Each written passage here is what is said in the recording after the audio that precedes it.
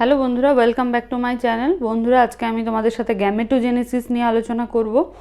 তো বেশি লেট না করে চলো দেখা যাক কী হয়, গ্যামেটোজেনেসিসটা কী। অ্যাকচুয়ালি জেনেসিস কথাটার মানে কিন্তু হচ্ছে তৈরি হওয়া, ফর্ম হওয়া, ঠিক আছে?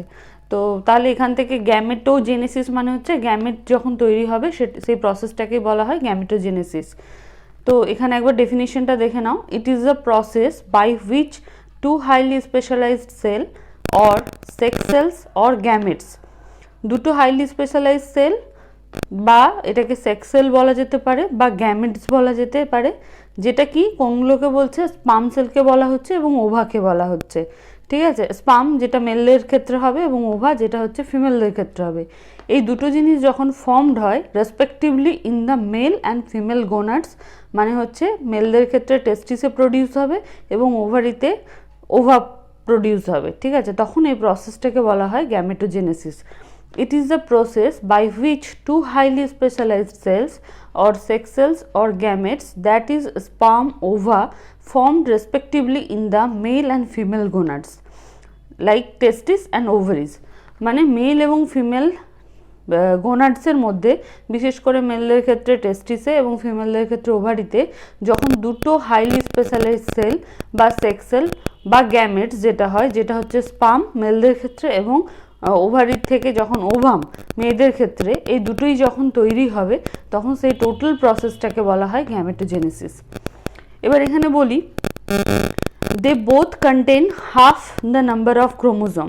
নর্মালি 46 ক্রোমোজোমস থাকে, যেটা 2n, বাট এখানে কি হয়, যেহেতু দুটো আলাদা আলাদা, দুটো যখন জাইগোট ফর্ম করবে তখন সেটা কিন্তু কমপ্লিট নাম্বার অফ ক্রোমোজোম দেখাবে, কিন্তু এক্ষেত্রে কি হয়, প্রত্যেকটা আলাদা স্পার্মের ক্ষেত্রে এবং ওভামের ক্ষেত্রে কিন্তু প্রথম অবস্থায় half of the number of chromosome থাকে, ঠিক আছে? মানে 23 ক্রোমোজোম থাকে, which is different from somatic other somatic cells, যেটা অবভিয়াসলি অন্যান্য সোম্যাটিক সেলের যেটা থাকে 46 ক্রোমোজোম থাকে, কিন্তু এই ক্ষেত্রে কি হয় 23 করে থাকে।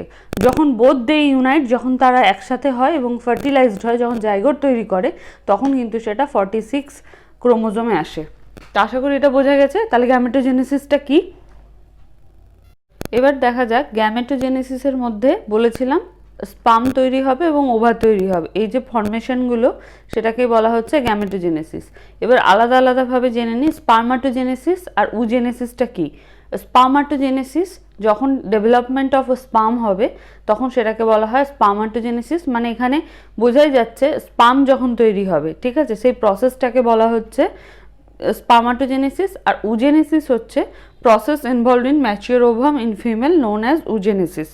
যখন ফিমেলদের ক্ষেত্রে যখন ওভারি থেকে ওভাম রিলিজ হবে বা ওভাম তৈরি হবে, সেই প্রসেসটাকে বলা হয় উজেনেসিস। এবার এই দুটোই they both comprises similar phase, মানে এরা যখন চেঞ্জ হয় স্পার্মাটোজেনেসিসের ক্ষেত্রে, যখন আলটিমেটলি স্পামটা তৈরি হয় তখন কিন্তু মানে স্পার্মাটোজেনেসিসের ক্ষেত্রে এই তিনটে প্রসেস ফলো হয়, মাল্টিপ্লিকেশন, গ্রোথ এবং ম্যাচুরেশন। এই তিনটে ফেজের মধ্যে দিয়ে গিয়ে আলটিমেটলি স্পাম তৈরি হয়। এবং উজেনেসিসের ক্ষেত্রেও সেম প্রসেস, যখন ওভাম তৈরি হয় তখন কিন্তু মানে ওভামের মধ্যে বা ওভারির মধ্যে যে সমস্ত চেঞ্জেস গিয়ে মানে চেঞ্জেস হয়ে আলটিমেটলি উজেনেসিস যে প্রসেসটা সেটা যে ফলো হয় সেটা কিন্তু এই তিনটে ফেজের মধ্যে দিয়ে কিন্তু ফলো হয়। একটা হচ্ছে মাল্টিপ্লিকেশন, গ্রোথ এবং ম্যাচুরেশন। তাহলে দুটোর ক্ষেত্রেই কিন্তু এই তিনটে ফেজ ভালো মতো ফলো হয়। এবার জানা যাক স্পার্মাটোজেনেসিসটা কি। Process involved in the development of spermatids from the primordial male germ cells and differentiation into spermatozoa is called spermatogenesis। তাহলে কি আমি আগেই বলেছিলাম স্পার্মাটোজেনেসিস মানে হচ্ছে স্পার্ম যখন জেনারেট করবে বা তৈরি হবে সেই প্রসেসটাকে বলা হয় স্পার্মাটোজোয়া। তাহলে process involved in the development of spermatids from the primordial male germ cells. Germ cells মানে হচ্ছে germ epithelium. Germ epithelium actually হচ্ছে যেটা হেল্প করে গ্যামেটস তৈরির জন্য।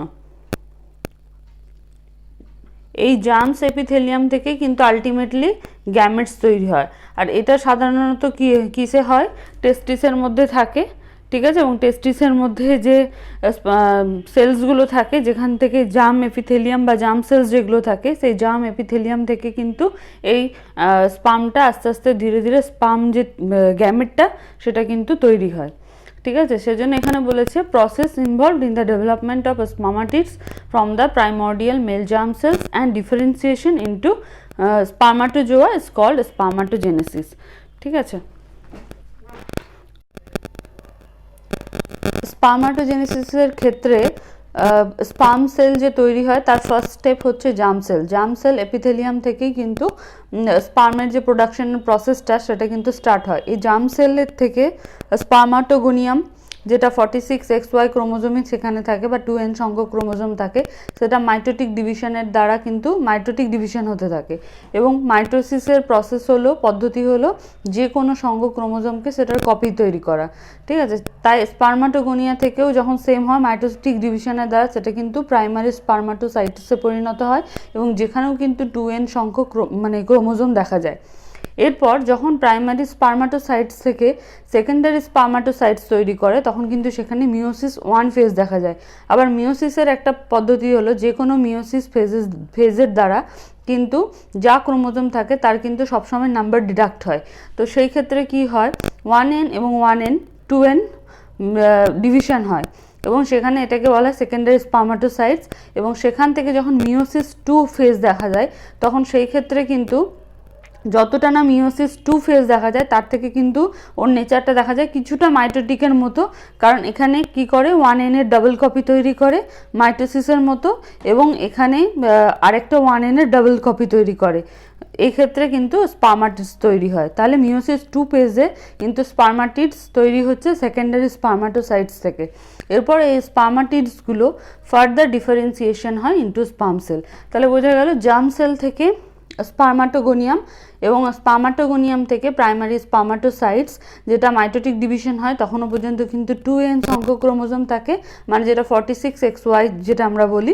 এরপর মিওসিস 1-এ সেটা ডিডাক্ট হয় এবং বা কমে যায়, সেই নাম্বারটা কমে গিয়ে 1N মানে হাফ হয়ে যায় এবং সেক্ষেত্রে সেকেন্ডারি স্পার্মাটোসাইটস তৈরি করে এবং সেকেন্ডারি স্পার্মাটোসাইটস থেকে যখন স্পার্মাটিড তৈরি করে তখন মিওসিস 2 ফেজ হয় এবং মিওসিস 2 ফেজে কিন্তু নর্মালি ওর যে নেচার কমিয়ে দেওয়ার সেটার থেকে বেশি বরং দেখা যায় কপি করার। সেজন্য একটা 1N থেকে কিন্তু আরেকটা মানে ডাবল কপি তৈরি করে ক্রোমোজোমের, এক্ষেত্রেও কিন্তু ডাবল কপি ক্রোমোজোমের তৈরি করে এবং আলটিমেটলি এটা ডিফারেন্সিয়েশন হয় ইনটু স্পার্ম। ঠিক আছে, এটা হচ্ছে total flowchart of spermatogenesis process. কিছু ইম্পর্টেন্ট নোটস আলোচনা করব যেগুলো কিন্তু অনেক সময় প্রায়শই এক্সামে বা কম্পিটিটিভ এক্সামে দেখা যায়, এগুলো শর্ট কোয়েশ্চেন বেসিসে আসে। তো একবার দেখে নাও। Spermatogenesis occur in the seminiferous tubule of testis which is lined by germinal epithelium. তাহলে স্পার্মাটোজেনেসিস কিন্তু অ্যাকচুয়ালি হচ্ছে সেমিনিফেরাস টিউবিউলে, কারণ ওইখানেই কিন্তু অ্যাকচুয়ালি জার্মিনাল এপিথেলিয়ামটা থাকে। মানে সেমিনিফেরাস টিউবিউলসের গায়ে জার্মিনাল এপিথেলিয়াম থাকে ভেতরের লেয়ারটাতে এবং সেই জার্মিনাল এপিথেলিয়াম থেকেই কিন্তু আলটিমেটলি স্পার্মাটোজেনেসিস হয়। তাহলে spermatogenesis occurs in the seminiferous tubule. Most animals spermatogenesis occur in the testis except earthworm. ঠিক আছে, সমস্ত কিন্তু মানে মেল যারা অ্যানিমালস থাকে তাদের মধ্যে স্পার্মাটোজেনেসিস মোস্টলি দেখা যায় তাদের টেস্টিসে হয়, কিন্তু আর্থওয়ার্মের ক্ষেত্রে কিন্তু সেটা হয় না। অনেক সময় কোয়েশ্চেন আসে এক্সেপশনাল মানে কার ক্ষেত্রে হয় না, সেক্ষেত্রে কিন্তু আর্থওয়ার্মের ক্ষেত্রে হয় না। Primordial germ sales start spermatogenesis. ফার্স্টের যে পয়েন্টটা সেটা থেকে বোঝা যাচ্ছে যে প্রাইমোর্ডিয়াল জার্ম সেল থেকে কিন্তু স্পার্মাটোজেনেসিস স্টার্ট হয়। আচ্ছা, এবার Sertoli cells provide nutrition to sperm. যখন সেটা ভেতরে থাকে টিউবিউলের মধ্যে তখন কিন্তু সেখানে সার্টোলি সেলস থাকে, যেটা কিন্তু ওভারঅল স্পার্ম ডেভেলপমেন্ট হওয়া পর্যন্ত তাকে নিউট্রিশন প্রোভাইড করে। ঠিক আছে, তাহলে সার্টোলি সেলস হচ্ছে একটা খুব ইম্পর্টেন্ট সেল যেটা অ্যাকচুয়ালি স্পার্মকে ডেভেলপ না হওয়া পর্যন্ত নিউট্রিশন দেয়। After maturation, the sperms come out from the Sertoli cells and liberate in seminiferous tubule. যখন ম্যাচুরেশন হয়ে যায় স্পার্মগুলো তখন হচ্ছে সার্টোলি সেলস থেকে সেগুলো বেরিয়ে আসে এবং লিবারেট হয় সেমিনিফেরাস টিউবিউলে। এবার কিছু ইম্পর্টেন্ট টার্মিনোলজিস জানা যাক যেগুলো কিন্তু প্রায়শই ডিফারেন্ট কাইন্ড অফ এক্সামে, কম্পিটিটিভ এক্সামে আসে, সেগুলো একটু কনসেপ্ট ক্লিয়ার রাখা উচিত। তো সেগুলো হচ্ছে যেমন স্পার্মিয়েশন। স্পার্মিয়েশন এই কথাটার মানে হচ্ছে liberation of sperm from Sertoli cells. যখন সার্টোলি সেলস থেকে স্পার্ম রিলিজ হয় তখন সেটাকে বলা হচ্ছে স্পার্মিয়েশন। সেমিনেশন হচ্ছে liberation of sperm from testis. ঠিক আছে, সেমিনেশন হচ্ছে liberation of sperm from testis. Ejaculation হচ্ছে liberation of sperm outside of body. যখন বডির বাইরে ইজাকুলেট হয় তখন সেই প্রসেসটাকে বলা হচ্ছে ইজাকুলেশন। অ্যান্ড ইনসেমিনেশন হচ্ছে transfer of sperm into the vagina. যখন আউটসাইড অফ বডি থেকে এসে সেটা যখন ভ্যাজাইনাতে যায় থ্রু ইন্টারকোর্স, তখন সেটাকে বলা হয়, বা সেক্সুয়াল ইন্টারকোর্স, তখন সেটাকে বলা হচ্ছে ইনসেমিনেশন।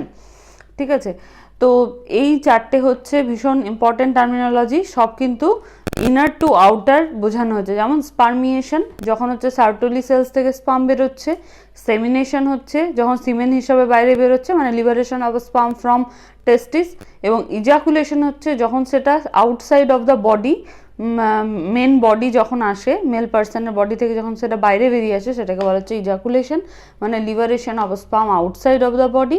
আর ইনসেমিনেশন হচ্ছে সেটা যখন বাইরে এসে ইনটু দ্য ভ্যাজাইনায় যখন ট্রান্সফার হয় সেটাকে আমরা বলি ইনসেমিনেশন।